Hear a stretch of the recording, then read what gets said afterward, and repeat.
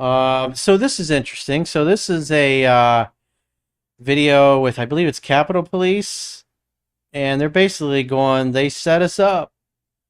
So the people that are working there knew that the whole thing was a fucking setup. Nancy Pelosi or Donald Trump had offered Nancy Pelosi because she had to agree to it, and I guess it was the chief of the police in D.C. had to agree to it as well. He wanted to give him 10,000 National Guard on January 6th, and Nancy Pelosi said no. There's even a documentary that Nancy Pelosi's daughter filmed where they're driving in the car, and Nancy's just basically admitting that it's kind of her fault that she fucked up because she didn't agree to let the National Guard there. And so, you got some Capitol Police basically saying that they were set up. They set us the fuck up. They set us. They set up 64. Oh, absolutely. And then they started coming 2 hours later. They set us up. They did everybody right away.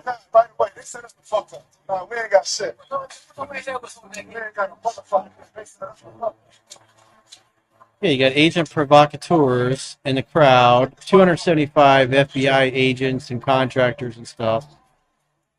And all it takes, an agent provocateur will throw a brick through a window, and then the other people that throw bricks through a window after him get arrested. But the guy that did it initially, because he's a provocateur, he's like a honey trap. He doesn't get arrested. Everything's fine with him. Yeah. So, and these are the police. So the day it's happened, they're like, man, they set us up. And then from that point, the media just fucking ran with it, and the Democrats were the worst thing since Pearl Harbor. And so here's another, this is an agent provocateur, a protester that's dressed up like Trump. He gets arrested by the Capitol Police, and then behind closed doors, because again, this is why the Capitol Police and the Democrats did everything they could to prevent all the, tens of thousands of hours of security footage from being released, because of stuff like this would come out. And people will realize, just like the Capitol Police were saying, they were fucking set up. The whole thing was a big fucking show that was put on. So this guy, he's arrested. They undo his handcuffs. I think they all fist bump because they're all in law enforcement. It's one big club. Just on it's all for like show. Oh, look, see, they just fist bumped the other police officer. So he's dressed up like a protester, gets arrested, but it's okay. It's a big fucking show. That's just great. Worst thing since Pearl Harbor. Yeah. Fucking scumbags. So here's the thing, everybody's talking about digital ID, and so they're working on imposing this in the UK, and the politicians are basically saying that the reason they gotta impose digital ID is because of the immigration issue, which is what they caused it. So they import all these people, the wealthy elite, finance all these third worlders, getting savage people basically getting imported into their society. They destabilize it and they fuck it up, so they cause a problem on purpose. And then they go, well, we can fix that, but you got to give up your freedom, and we're going to institute digital ID just like the Chinese communists have done. And that'll solve the migrant problem. Well, in reality, they need to remigrate and send all those people back, but instead the politicians are like, oh yeah, digital ID, that's going to solve it. So it's like the elite, they cause this problem on purpose. So they got the ready-made solution, which is, again, digital ID. They want to get to the point where if you got a low social credit score, you won't be able to eat out, you won't be able to go in stores, you won't be able to ride the bus, you won't be able to buy plane tickets, you won't be able to ride in the train. Even your friends and family will stay away from you, because if they're around somebody with a low social credit score, then your social credit score drops. And so you get totally ostracized from society. And, plus the digital ID goes along with digital currency. So if they decide, because one of the things that they're working on in the UK is they want to ration how much meat people eat, sugary things, carbs, tobacco products, and basically say you're only allowed to eat a certain portion of meat or whatever on a monthly basis. And then if you exceed that, your money won't work to buy more of it because you got your allotment.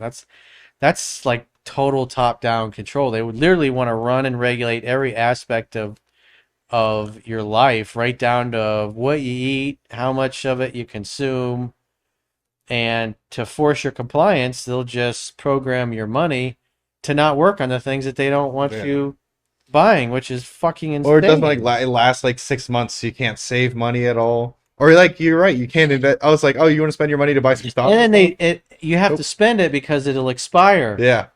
So it'll discourage people from saving money. Or if you want to buy investments and stuff, they're like, no, you can't buy gold, you can't buy silver with it, you can't buy crypto, whatever, you can't buy stocks. It's pretty fucking insane. It's like right out of George Orwell, man. Oh, you had too much red meat this month. You can only buy Yeah. you can only buy the bugs now. Well, I saw a chart last week. I should have bookmarked it where they had all that laid out with what they were proposing. It's like that's insane. It's like turning the country into a concentration camp where you got rations, like what they do during wartime. They just the bureaucrats are getting people like this obese woman are gonna basically go full Karen on your ass and decide what you can and can't eat and what you can and can't do. This chick who literally doesn't have the self, it's just a fat, overweight. She's got no self-control to control what she puts in her mouth, and so she's all in for the law that basically can control what you put in your mouth. So she's projecting her inability to self-control onto everybody else. That way she feels good about her life. It fulfills her need for significance. Like her life actually matters.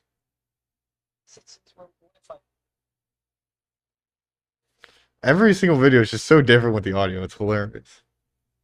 UK citizens will have to have one. Well, the plan is that we're going to roll this out by the end of No, my Parliament. question is, what if I don't? What if I've got my job, so I don't need to show this to anyone? So what if I just don't do it? So if you don't have one, then you'll have a problem if you want to get a new job. No, I'm saying I'm not doing this. I'm not seeking a job. So why should I get the digital ID card? Why do I do it? Well, Is there some fine for not doing it? Is there an incentive to do it? I'm just thinking I've got no reason to do it. Yeah, look, this isn't a heavy-handed approach. We're not planning to go around finding people, but what we are going to do is make sure. Boy, you got a license for that TV? Charlie, as you've got a national insurance number, if you're a citizen of this country, we'll make sure that everybody has a digital ID. So help me with this. I know we're plotting through this, but so everyone watching who's got a job has got a national insurance number. So when these digital ID cards exist, if I just go to my employer and show them my national insurance number, is that not sufficient? Are they being precluded from employing me? It won't be sufficient. I just want to be really clear about that. They can't employ people unless they've seen one a digital ID. Yes, that's right. That is the plan. Oh, at first it's always, it's not really a big deal. It's for your own benefit.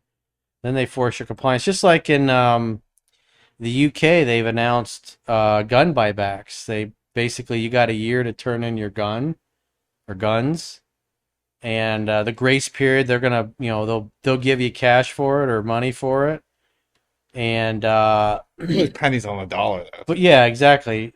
And then in a year from now, they're like, it's not a heavy-handed approach. It's just, we're gonna buy those weapons back and get them off the streets But after a year, then you become a felon if you still keep your gun. And then they throw you in jail for like 10 years or whatever it is. So the way the politician phrase it, it's just to reduce the amount of guns in society. They don't really focus on the fact that it becomes mandatory in a year. Trudeau, if you look at when he first got elected or was running for office, he's like, guns are part of Canada. We would never take those away. And last year he was like, we're going to put a cap on pistols in Canada. It'll, I forget what the date was, but they said from that point forward, it will be illegal to purchase or to sell pistols in Canada past a certain date. And they're like, you're disarming us. He says, no, we're just putting a cap on the weapons. Well, you're not allowed to sell them or give them to anybody. Well, they're disarming people.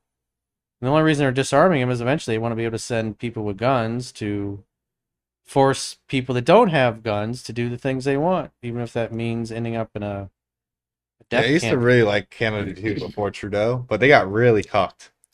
Well, he's a World Economic Forum He is. drone. He's a global communist, you know. So he's bought into all that shit. And plus, he's one of the elite, so it won't apply to him.